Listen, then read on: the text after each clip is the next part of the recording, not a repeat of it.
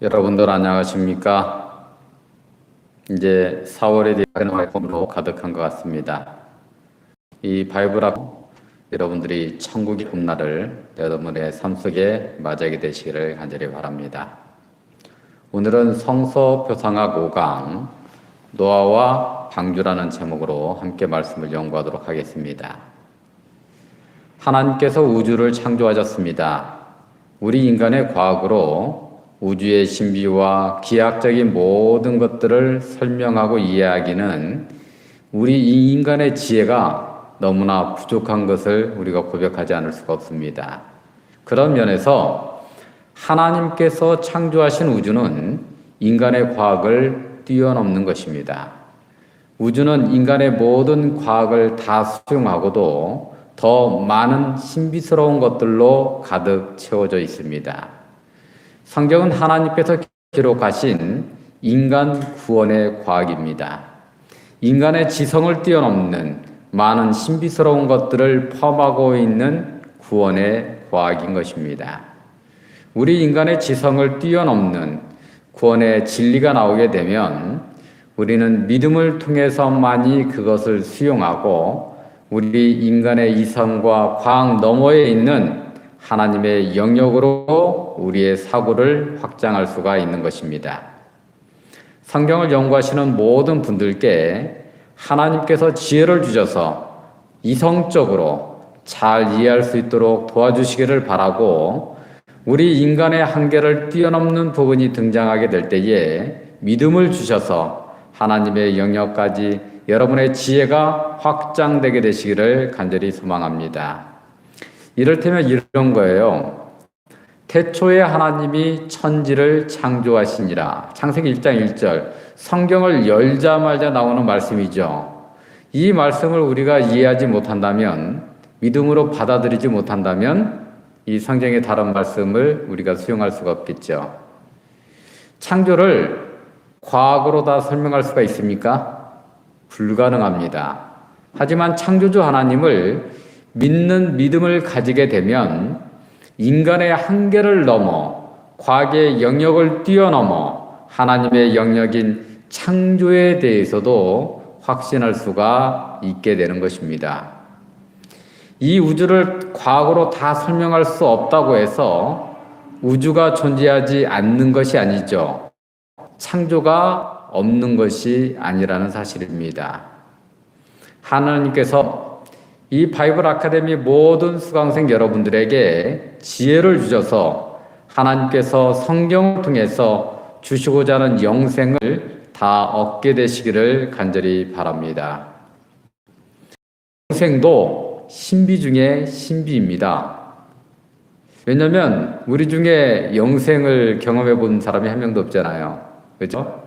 그래서 이 성경의 모든 것들은 우리 인간의 상식을 뛰어넘는 죄된 인간의 이 세상 영역을 뛰어넘는 의인들이 사는 세계를 하나님께서 그려주고 있기 때문에 더 넓고 더 광활하고 더 이 풍성한 행복한 그런 이 하나님의 은혜와 삶이 기다리고 있는 것입니다. 그래서 이 바이블 아카데미를 통해서 그 하나님의 정말 은혜를 우리 모두가 맛보고 그 은혜 가운데 거하게 되기를 간절히 바랍니다.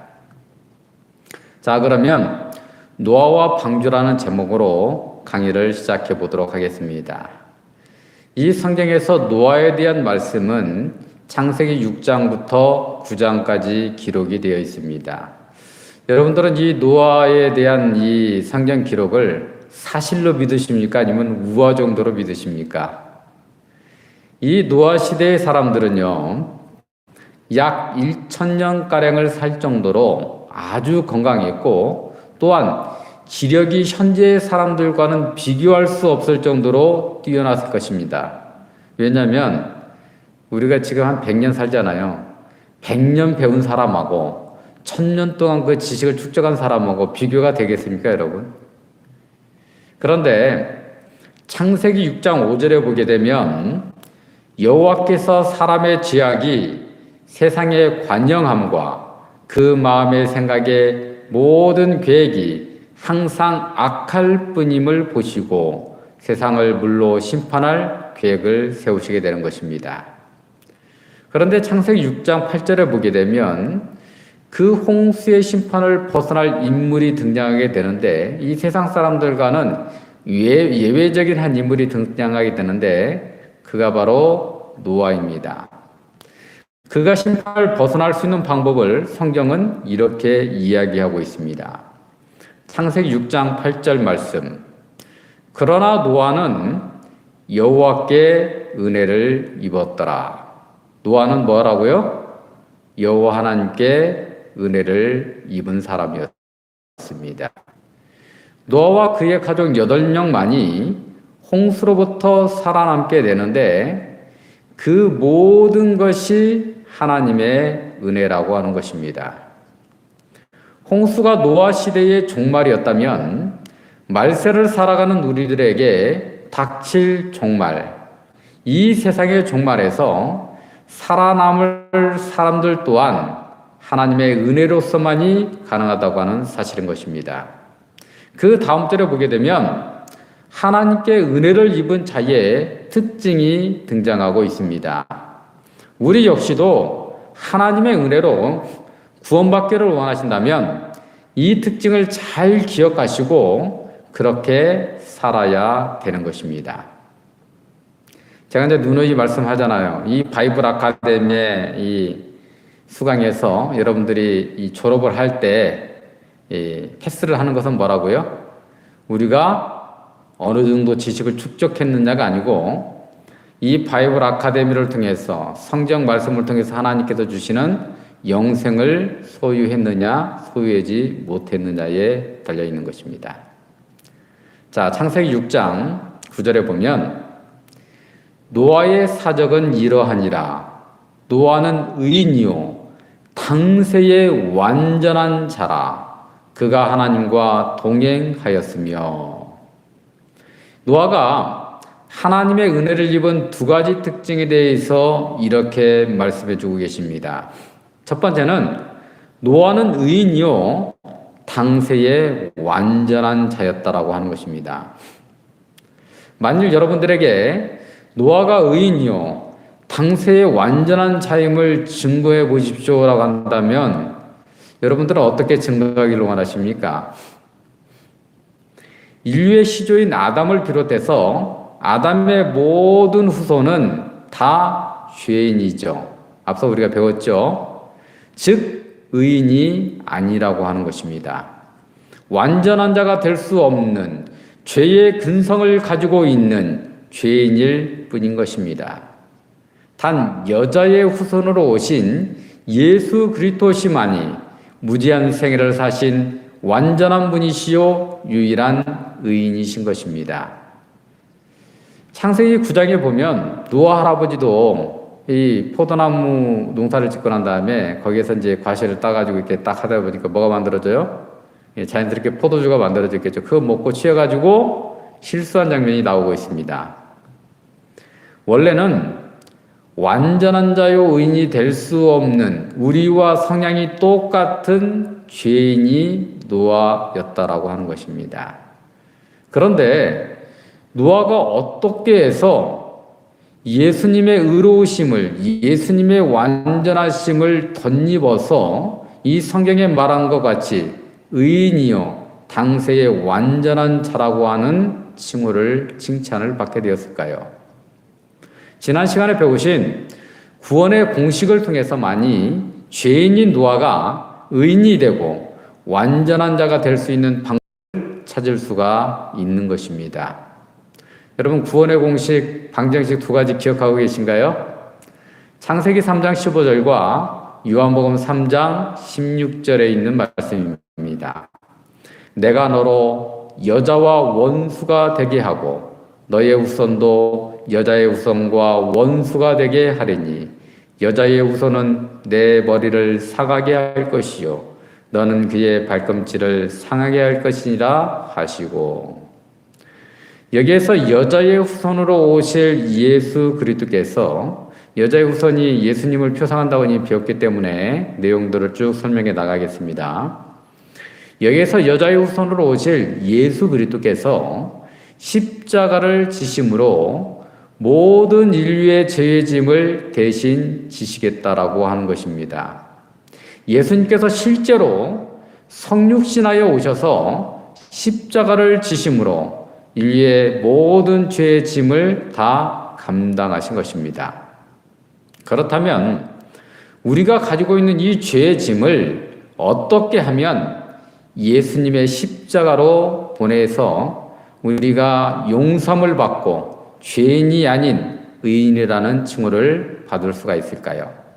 그것이 바로 요한복음 3장 16절에 있는 말씀인 것입니다.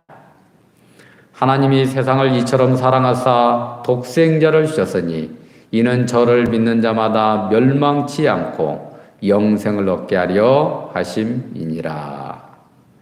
예수 그리스도께서 우리의 죄의 짐을 십자가에서 다 대속하셨음을 믿게 될 때에 우리는 영생을 얻게 되는 것입니다. 이 영생은 죄인이 아닌 의인에게 주시는 하나님의 선물이요, 죄를 완전히 탕감받은 완전한 자만이 받을 수 있는 하나님의 은혜인 것입니다. 그러므로 이 노아가 의인이요 완전한 자가 될 수 있는 방법이 뭐겠어요? 이 구원의 방정식에 대입해 보게 되면 예수님께서 여자의 후손으로 오셔서 죄를 대속해 주실 것을 믿음으로 여자의 후손이 벗어놓은 의의 옷, 지난 시간에 배우신 대로 가죽옷이 상징하고 있는 예수 그리스도의 의의 옷을 입음으로 하나님의 은혜로 의인이 될 수가 있는 것이죠. 노아가 완전해서 완전한 자가 아니라 완전하신 예수님을 믿음으로 완전한 예수님의 은혜를 덧입어 완전한 자가 될 수 있다라고 하는 것입니다. 노아 시대의 모든 사람들은 정말로 부족함을 모르는 1000년 가까이 사는 건강한 육신과 뛰어난 두뇌를 가진 사람들이었습니다. 과유불급이라는 말이 있죠. 정도가 지나치면 미치지 못한 것과 같다. 너무나 차고 넘쳤기에 부족함을 몰랐기에 예수님을 그들은 의지할 필요가 없었던 것입니다. 그래서 그들은 육을 쫓아서 정욕을 쫓아서 삶으로 하나님께서 그들을 실망하게 되었고 그들을 이 지상에서 쓸어버릴 계획을 하나님께서 세우시게 된 것입니다. 그런 면에서 노아는 자기 부족함을 아는 사람이었습니다. 자기 부족함을 알았기에 여자의 후손을 믿는 믿음을 갖게 되었고 하나님으로부터 의인이다, 당세의 완전한 자라는 분에 넘치는 칭호를 받게 된 것입니다. 우리가 죄의 짐을 지고 있다는 사실을 알고 그 죄의 짐이 종국에는 우리의 생명을 앗아갈 것이라는 사실을 아는 사람들만이 죄의 짐을 지고 누구에게 나갈 수 있는 거예요? 예수님께 나갈 수가 있는 것입니다. 예수님께서 죄의 짐을 지고 가는 모든 사람들에게 이렇게 초청의 말씀을 해주고 계시는 것입니다. 마태복음 11장 28절에 있는 말씀입니다. 수고하고 무거운 진진 자들아. 이 수고하고 무거운 짐은 이 모든 인류가 지고 있는 모든 죄의 짐을 말하는 것입니다. 다 내게로 오라. 내가 너희를 쉬게 하리라. 예수님 당시에도 부족함이 없다고 하는 계층들이 있었죠. 상대적으로 다른 사람보다 뛰어나다, 다른 사람보다 풍족하다, 다른 사람보다 지위가 높다, 그죠? 다른 사람보다 존귀하다, 이렇게 칭함을 받는 계층들이 있었어요. 대제사장이나 바리새인들이나 장로들은 십자가의 은혜를 덧입지 못했습니다. 왜 그랬습니까? 그들은 자기들이 부족하다라고 느끼지 못했기 때문에, 자기들이 죄인이라고 인식하지 못하고 자기들이 의인이라고 생각을 했기 때문에 예수 그리스도의 십자가가 필요치 않았던 것입니다. 근데 그들과는 다르게 부족하다고 느끼는 계층들이 있었어요.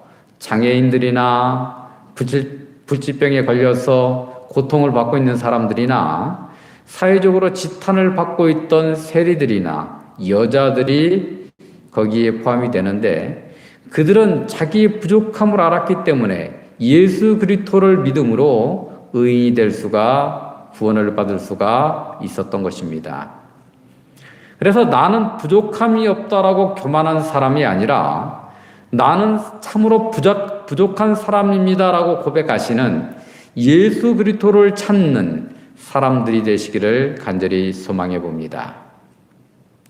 여러분, 아벨이 의인이 될 수 있었던 이유가 뭐였습니까? 아벨은 예수 그리스도를 찾는 믿음이 있었기 때문에 그래요. 아벨이 뭘로 제사를 드렸어요? 양의 첫 새끼로 제사를 드렸습니다. 그러니까 아벨이 양의 첫 새끼를 선택한 것은 그 양의 첫 새끼를 선택한 것에 대한 믿음이 있었다라고 하는 것이죠. 이 양의 첫 새끼는 예수님을 표상하고 있는 것입니다. 예수님을 믿는 믿음이 아벨에게는 있었던 것입니다. 히브리서 11장 4절에 보면 믿음으로 아벨은 가인보다 더 나은 제사를 하나님께 드림으로. 가인보다 더 나은 제사가 어떤 제사입니까? 더 비싼 걸로 드린 거요? 더 화려하게 드린 거요? 아닙니다. 예수 그리스도를 표상하고 있는 양을 제물로 삼은 것입니다. 그것으로 하나님께 제사를 드림으로 의로운 자라 하시는 증거를 얻었으니 하나님이 그 예물에 대하여 증거하시느니라. 예수 그리스도를 믿는 믿음을 통해서만이 우리는 의인이 될 수 있음을 명심하게 되시기를 간절히 바랍니다. 그래서 여러분들의 마음속에 언제나 이 구원의 공식 두 가지를 언제나 새겨놓으시고, 여러분들이 신앙생활 하다가 여러분들이 이 교만의 고개가 쓱 들려지려고 할 때 이 구원의 방정식에 여러분의 마음과 생각과 혼과 영을 적용시키므로 정말 겸손해지시고 예수 그리스도가 꼭 필요한 죄인임을 인식하시고 예수 그리스도의 십자가를 붙잡으심으로 하나님께 의인이라 당대의 완전한 자라고 하는 칭찬과 칭함을 받게 되시기를 간절히 바랍니다.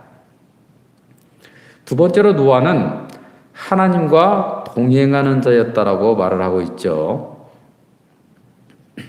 이 하나님과 동행하는 것 또한 구원의 방정식을 벗어나 생각하시면 절대로 답을 구할 수가 없고, 여러분들이 답을 찾았다라고 좋아할지는 모르지만 그 답이 오답일 수밖에 없는 것입니다. 믿음의 사람들이 하나님과 동행한다라고 하는 의미는 하나님께서 주시는 구원의 도를 믿고 그 도를 감사하며 전하는 삶을 사는 것을 말하는 것입니다. 죄인이 어떻게 하나님과 동행할 수 있어요? 동행할 수 없죠. 근데 하나님과 화평을 이루고 하나님께 가까이 갈 수 있는 유일한 길은 뭐예요? 십자가를 통해서만이 가능한 거예요. 그러니까 죄인이 하나님과 동행한다고 하는 것은 예수 그리스도의 십자가를 믿고 그 십자가를 전하는 삶이다, 이렇게 생각하시면 됩니다. 노아 시대에 하나님과 동행했던 위대한 인물이 있죠. 누구입니까? 노아의 증조 할아버지이신 에녹이십니다. 이 에녹에게서 무두셀라가 태어났는데, 이 무두셀라는 홍수가 나기 전 달까지 살았던 사람입니다. 이게 나이를 이제 몇 살까지 살았던 것들을 따져보면 다 알 수가 있어요. 에녹이 65세에 무두셀라를 낳고 300년 동안 하나님과 동행을 했죠. 하나님과 300년 동안 동행했다는 증거가 여러분 어디에 있습니까? 그 증거를 한번 찾아서 저에게 제시해 보십시오. 제가 그 증거를 두 가지만 말씀드리도록 하겠습니다. 첫 번째로 에녹은 세상 종말을 전하는 삶을 산 사람이었습니다. 유다서 1장 14절에 보게 되면 아담의 7대 손 에녹이 사람들에게 대해서도 예언하여 이르되 보라 주께서 그 수많은 거룩한 자와 함께 임하셨나니. 이 주께서 수많은 거룩한 자와 함께 임하시는 그 장면이 어떤 장면이에요? 주님께서 재림하여 이 땅에 오시는 장면인 것입니다. 이 에녹은 예수님의 재림을 전하면서 산 사람이었다라고 하는 거예요. 당연히 여자의 후손으로 오실 예수님을 믿는 믿음 안에서 사셨기 때문에 가능했던 것입니다. 두 번째는 그의 아들 무두셀라의 이름을 보면 명확하게 알 수가 있습니다. 무스, 그가 죽을 때에 셀라, 보내겠다. 이 무두셀라가 죽던 해에 홍수가 일어나게 된 것입니다. 그래서 이 에녹 할아버지는 노아의 홍수가 있기 전에 이미 알고 있었고 그의 아들 무두셀라의 이름에 잘 나타나 있는 것입니다. 노아가 하나님과 동행했다는 것 또한 노아가 120년 동안 방주를 지으면서 뭐 했겠어요? 사람들에게 뭐라고 외쳤을 것 같아요? 어이 노아, 자네 뭐 하고 있나? 그러면 노아가 망치로 방주를 지으면서 처음에는 그렇겠죠. 120년 후에 홍수가 있을 텐데 이 방주로 들어오는 자들만이 살 수가 있어. 이게 점점점 줄었겠죠, 연수가. 이렇게 노아는 그 시대에 정말 복음을 전하면서 사는 사람이었습니다. 그러므로 여러분들이 의인이요, 당대의 완전한 자요, 하나님과 동행하시는 삶을 살기를 원하신다면 에녹과 노아와 같이 이 시대에 전해야 되는 복음을 전하면서 살게 되시기를 바랍니다. 그런데 여러분들에게 당부드릴 말이 있는데요. 여러분들이 복음을 전한다 할지라도 모든 사람들이 반응해서 예수님을 믿을 것이라고 기대하지는 마시기를 바랍니다. 왜냐하면 물론 여러분들은 하루에 이 3,000명, 5,000명씩 전도해서 주님께로 돌아오게 하는 초대교회의 아름다운 역사를 여러분의 삶 가운데서도 사실 경험할 수가 있겠죠. 그런데 노아 할아버지의 삶을 보면 120년 동안 전도했는데 자기를 포함해서 자기 가족 8명만을 구원하는데 그쳤다는 것을 알아야 되는 것입니다. 그러므로 여러분들 사람들이 반응하지 않을지라도 여러분들이 전하는 복음을 그 사람들이 무시하고 콧방귀를 낄지라도 에녹처럼 노아처럼 마지막까지 복음을 전하시는 하나님과 동행하시는 삶을 살게 되시기를 간절히 바랍니다. 예수 그리스도를 믿음으로 구원을 받겠다라고 하는 계획을 누가 세운 거예요? 하나님께서 세우신 것입니다. 더 정확하게 말씀드리면 성부와 성자와 성령 삼위 하나님께서 함께 세우신 것입니다. 방주를 짓고 방주에 들어가면 살겠다라고 하는 구원의 계획은 누가 세운 것이에요? 그것도 하나님께서 세우신 것입니다. 그래서 이제 하나님께서는 이 방주를 짓는 설계도를 노아 할아버지께 설명해 드리고 노아 할아버지는 그 하나님의 설계도대로 방주를 지은 것입니다. 그리고 그 당시에 땅에 사는 모든 사람들은 어디에 들어가야지만이 구원을 받을 수가 있는 것입니까? 아무리 높은 건물, 아무리 깊숙한 굴, 어디에 들어가도 다 멸망받을 수밖에 없고 오직 한 곳, 방주에 들어가야지만이 구원을 받을 수가 있는 것입니다. 구약 성경은 예수 그리스도를 믿음으로 구원받을 수 있는 구원의 계획을 우리에게 알려주고 있습니다. 그 구원의 계획이 얼마나 정밀한가 하면 예수님께서 여자의 후손으로 오셔야 되는 것입니다. 그것을 지난 시간에 우리가 다 살펴보았죠. 미가서 5장 2절에 보면 베들레헴 에브라다에서 태어나야 되는 것입니다. 이 유대에는 이 베들레헴이라는 지명이 두 군데가 있기 때문에 에브라다 베들레헴에서 태어나야 되는 거예요. 어떤 혈통을 통해서 이 땅에 와야 되는지 구약 성경에 예언되어 있어요. 그러니까 아브라함과 이삭과 야곱의 후손으로 와야 되고, 야곱의 12아들 중에 넷째 아들인 유다의 혈통을 통해서 와야 되고, 쭉 지나가서 다윗을 통해서 와야 되고, 이게 다 예언되어 있는 것입니다. 그 메시아의 혈통이 구약 성경에 다 예언되어 있고, 그것의 성취가 정리해 놓은 것이 마태복음 1장에 예수님의 족보를 통해서 우리가 확인할 수가 있는 것입니다. 이와 같이 메시아이신 예수님께서 이 땅에 오셔서 어떤 생애를 사시다가 어떤 죽음을 당하시고 사흘 만에 부활하여 승천할 것까지가 낱낱이 다 예언되어 있는 것입니다. 이 모든 메시아에 대한 계획을 누가 세우신 것입니까? 하나님께서 세우신 것입니다.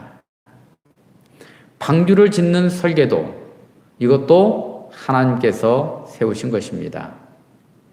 그러므로 이 오직 방주에 들어가야지만이 구원받는다고 하는 것과 오직 예수 그리스도를 통해서 구원받을 수 있다는 것을 통해서 이 방주가 예수 그리스도를 표상하고 있음을 우리가 명백하게 알 수가 있는 것입니다. 사도행전 4장 12절 이렇게 말씀하고 있죠. 다른 이로서는 구원을 얻을 수 없나니 천하 인간의 구원을 얻을 만한 다른 이름을 우리에게 주신 일이 없음이라 하신지라. 예수 그리스도에 통해서만이 우리가 구원을 받을 수가 있다라고 하는 것입니다. 그래서 구약 성경의 아주 치밀한 예언을 통해서 구원을 받을 수 있는 이름이 예수님 외에는 없음을 증거해주고 있는 것이죠. 우리가 여기에서 분명하게 알아야 될 것이 있습니다. 방주, 하나님께 설계하셨죠? 또 누가 제작했습니까? 그런데 노아, 사람이 제작했습니다. 하나님과 인간의 합작품이라고 하는 것입니다. 그래서 전능하신 하나님께서 하나님의 이 구원의 계획을 성취하고 구원을 이루시는데 인간을 동역자로 삼으시고 계시는 것입니다. 메시아에 대한 예언 누가 했습니까? 하나님께서 하셨습니다. 그 성취는요, 성자이신 예수님께서 인간의 몸으로 오셔서 성취하셨습니다. 하나님과 이 예수님께서는 완전한 신이면서 완전한 사람입니다. 하나님과 인간의 합작품인 것입니다.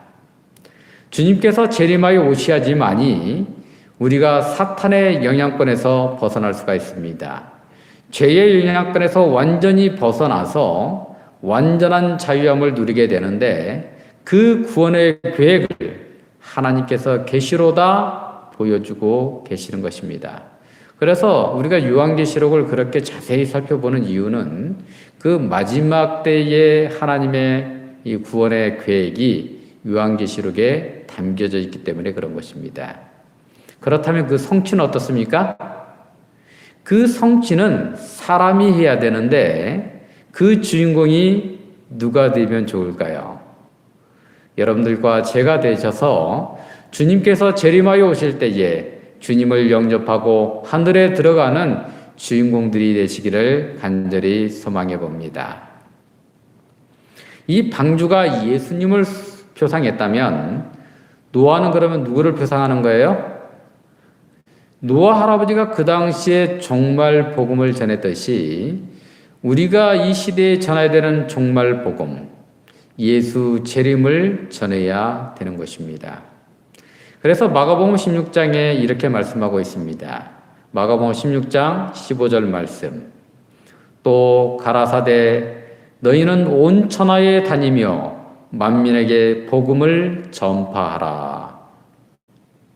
만민에게 복음을 전파하는 삶이 바로 하나님과 동행하는 삶인 것입니다. 하나님의 구원의 계획 안에서 하나님과 동역하는 것입니다. 이 거대한 방주에 문이 몇 개나 있었을까요?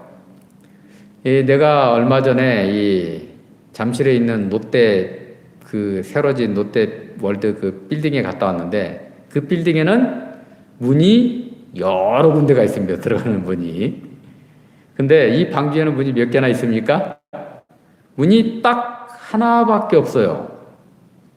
왜 하나님께서는 이 방주에 그 큰 이 방주에 문을 딱 하나만 만들어 놨을까요? 그것은 예수님만이 유일한 구원의 문이심을 나타내기 위해서인 것입니다. 요한복음 10장 9절에 이렇게 말씀하십니다. 내가 문이니 누구든지 나로 말미암아 들어가면 구원을 얻고 또한 들어가며 나오며 꼴을 얻으리라. 예수 그리스도를 통해서만이 구원받을 수 있음을 여러분 꼭 기억하게 되시기를 바랍니다. 그래서 이 하나님께서 이 방주의 길이 300규빗, 이 폭 59규빗, 높이 39규빗, 이렇게 또 창은 위에서 몇 규빗 띄어서 설치하라. 이렇게 정확하게 하나님께서 다 말씀해 주셨는데 이상하게 매우 중요한 것 중에 하나인데 아무리 찾아봐도 그 치수가 나와 있지 않아요. 그게 뭔지 압니까? 방주에 들어가는 문의 치수가 나와 있지 않습니다. 왜 하나님께서는 노아 할아버지에게는 틀림없이 이렇게 보여줬기 때문에 노아 할아버지가 그 치수가 분명히 있었을 텐데 그 치수를 왜 성경에는 기록하지 않았을까요? 이것은 영적으로 매우 중요한 의미를 갖고 있습니다. 우리는 예수 그리스도를 믿기만 하면 누구든지 아무리 많은 사람이라 할지라도 아무리 큰 죄를 지은 극악무도한 사람이라 할지라도 다 구원받을 수 있음을 전해야 되는 종말 복음을 전 세계에 전하면서 사시는 분들이 되시기를 간절히 바랍니다. 그래서 방주에 꼭 구원의 방주에 들어가시고 다른 사람들도 그 구원의 방주에 이끄시는 구원받은 하나님의 자녀로서의 삶을 살게 되시기를 주님의 이름으로 축원하면서 오늘 강의를 마치도록 하겠습니다. 잠깐 기도하고 마치도록 하겠습니다. 감사하신 아버지 하나님, 오늘 성서 표상에서 노아와 방주를 통해서 예수 그리스도를 표상하고 있음을 우리가 살펴보았습니다. 방주가 예수 그리스도를 표상하고 있는 것처럼 참으로 하나님의 이 구원의 계획 가운데 우리도 노아처럼 참여하여 하나님의 마지막 때의 복음을 세상 가운데 힘있게 전하는 하나님의 백성들이 될 수 있도록 도와주시고 또한 방주의 문이 단 하나이었던 것처럼 우리가 예수 그리스도를 통해서만이 구원받을 수 있음을 믿고 다른 사람들에게도 이 구원의 아름다운 도를 전하는 우리 모두가 될 수 있도록 축복하여 주시옵소서. 우리 하나님께서 저희들에게 지혜를 주셔서 이 하나님의 말씀을 밝히 깨달아 알 수 있도록 하시고 또 인간의 상식이나 또 이 과학의 범위를 벗어난 정말 하나님의 능력 범위 안에만 있는 것들이 나올 때에 우리들에게 믿음을 허락해 주셔서 그것들을 온전히 믿음으로 우리의 이 사고와 사상이 하나님의 범위에까지 넓혀질 수 있도록 축복하여 주시옵소서. 이 바이블 아카데미에 참여하는 모든 분들을 우리 하나님께서 구원의 방주까지 인도해 주시옵기를 우리 구주 예수님의 이름으로 기도드리옵나이다. 아멘.